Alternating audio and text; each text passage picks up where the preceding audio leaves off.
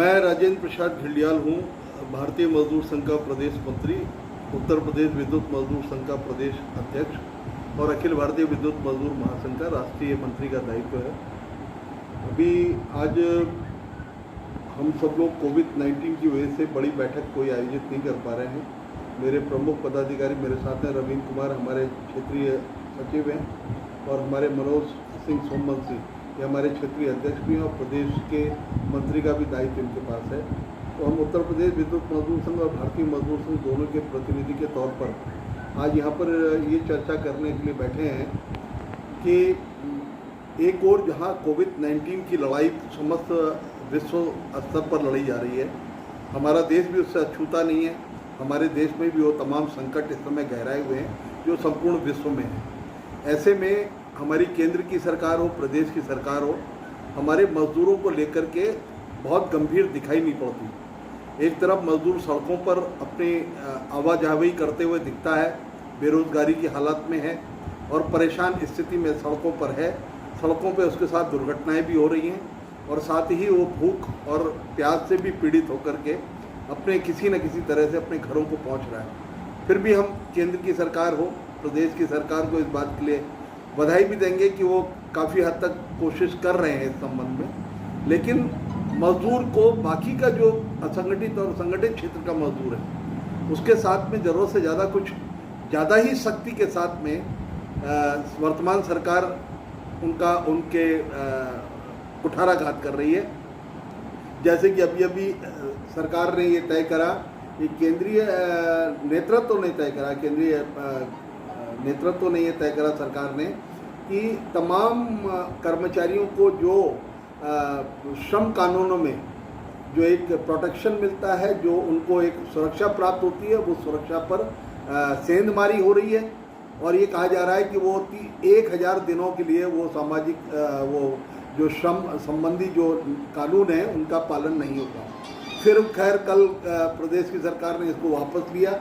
ये हम इस पर खुशी जताते हैं। भारतीय मजदूर संघ इस पर प्रसन्नता व्यक्त करता है कि उन्होंने ये जो तुगलकी फरमान था इसको रोकने का काम किया है और कहा है कि जो नए उद्योग लगेंगे और नए जो लोग भर्ती होंगे उन उद्योगों में, उन पर ये 1000 दिनों के लिए प्रतिबंध लगाया जा रहा है।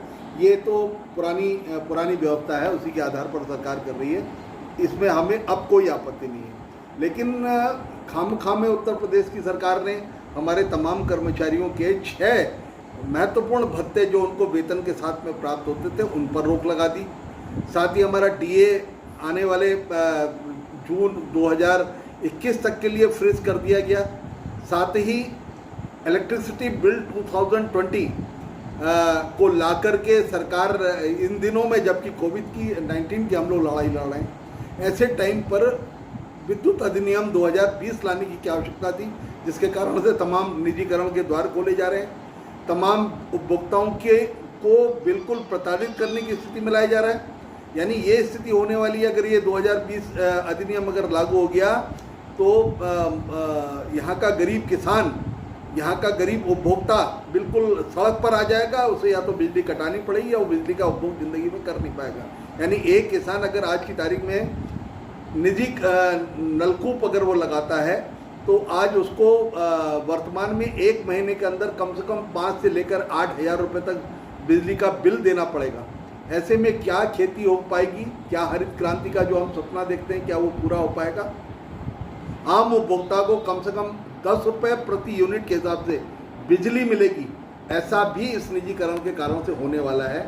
तो हम 17 मई को पूरे प्रदेश में हमारे तमाम संघर्ष समिति के विद्युत कर्मचारी संघर्ष समिति ने निर्णय लिया है। अभी हम लोगों की वीडियो कॉन्फ्रेंसिंग में हम लोगों की पूरी मीटिंग हुई है प्रदेश की और उसमें ये निर्णय लिया है कि 17 मई को हम लोग इस पर कोई बड़ा निर्णय लेने जा रहे हैं ताकि हमारी बिजली का निजीकरण न हो।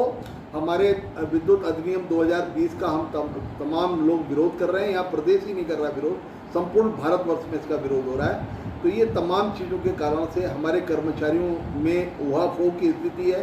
कर्मचारी बहुत परेशान है। हमारा बिजली का कर्मचारी भी कोविड-19 में आज की तारीख में पूरे मनोयोग के साथ लड़ाई लड़ रहा है।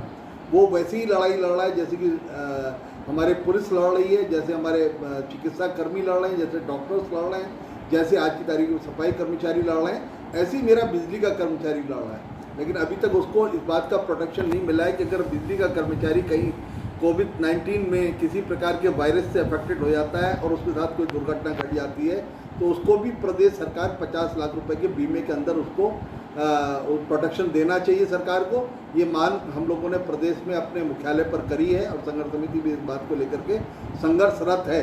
तो मेरा आज की तारीख में सब लोगों से यही कहना है कि हमारे तमाम बिजली के कर्मचारियों, तमाम मजदूर क्षेत्र के साथी हों, भारतीय मजदूर संघ हमेशा उनके साथ था, है और रहेगा।